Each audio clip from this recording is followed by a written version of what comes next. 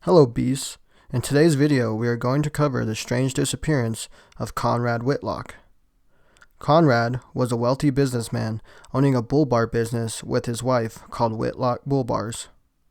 Whitlock and his wife's family both migrated to Australia from the UK when they were kids, and they met in Melbourne.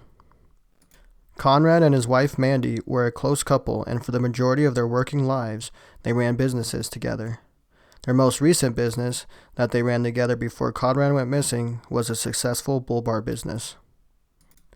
A bullbar is a protection bar that usually goes on trucks and 4x4 vehicles for off-roading. Conrad would oversee the work at the factory, and Mandy would take care of the books at home. They also loved skiing, and for 20 years, every weekend would go to Mount Buller to ski before turning their sights on car racing. The road that Conrad went missing from leads to Mount Buller. Conrad had driven on that road hundreds of times, so he was very familiar with the area.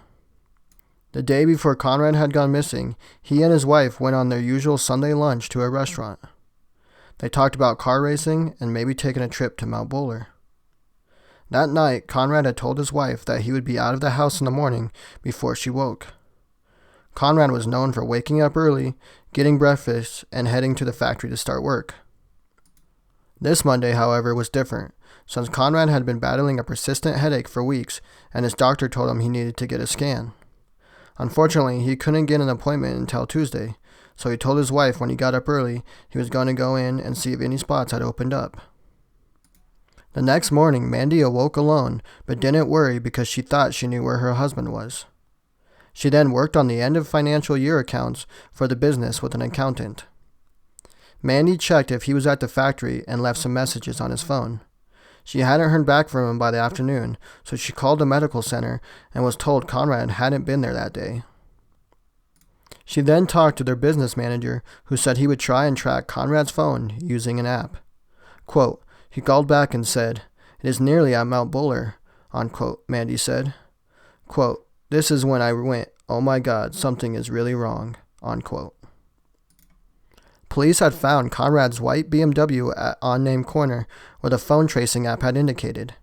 They also found his phone, wallet, and his jacket in the car, but no Conrad. Mandy said the police were able to track her husband's movements. They had him leaving the house where they lived at 3 a.m. to when he drove through the ticket point at Mount Buller at 6 a.m. The police then relied on dashcam footage from passing cars. He was sighted until he pulled his car over at 6:30 a.m. There was then about a 10 to 15 minute gap where no cars passed him. Those 10 to 15 minutes are very crucial because when the next car did go by, the car was empty.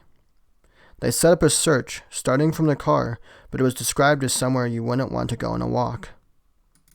Mandy visited the area and said, quote, "When I went up with my friend, we had a look over the edge and it was just this sheer drop that is a complete and utter jungle of fallen trees and shrubbery, and so dense that no one in their right mind would want to step off there and walk any distance," unquote. Conrad was familiar with Mount Buller, but had not been a hiker.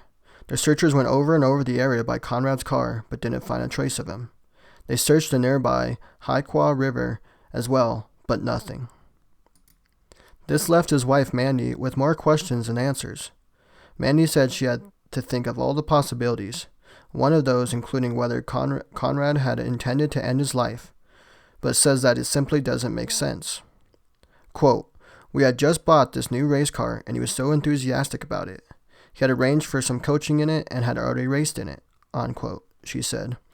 Quote, "The business was going fine. We didn't have any hassles. There was just nothing to indicate that he was concerned about anything," unquote. She had dismissed the idea of foul play. The police went through his computer and his phone, and they didn't find anything that indicated that there was something not right. She also said, quote, "It is not like he had enemies," unquote. This still leaves questions, though. She isn't sure why Conrad got up at 3 a.m. and drove non-stop to Mount Buller. Also, why he had pulled over. She said he should have known he was just a couple of minutes away from the ski village resort and car park. Quote, "If he had stopped to go to the toilet, he would have known he was so close to proper facilities," unquote, she says. She doesn't know why Conrad didn't go to the medical center like he said he was going to do. She does, however, believe that his headache had something to do with it, and he had some kind of medical episode, because she says there's no other reasoning that makes sense for his actions that morning. Mandy now thinks of her husband as passing away on Mount Bowler, but has not had a funeral.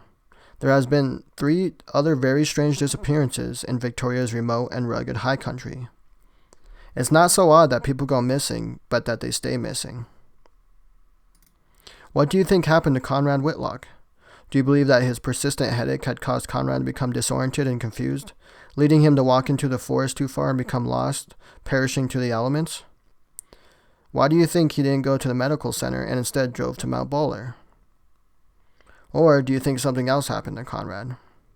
This is a very tragic case, and it seemed like Conrad and his wife were very happy and were concentrating on their new hobby of car racing. Hopefully one day the family will know what happened. If you have any important information about this case, report it to Crime Stoppers at 1-800-333-000.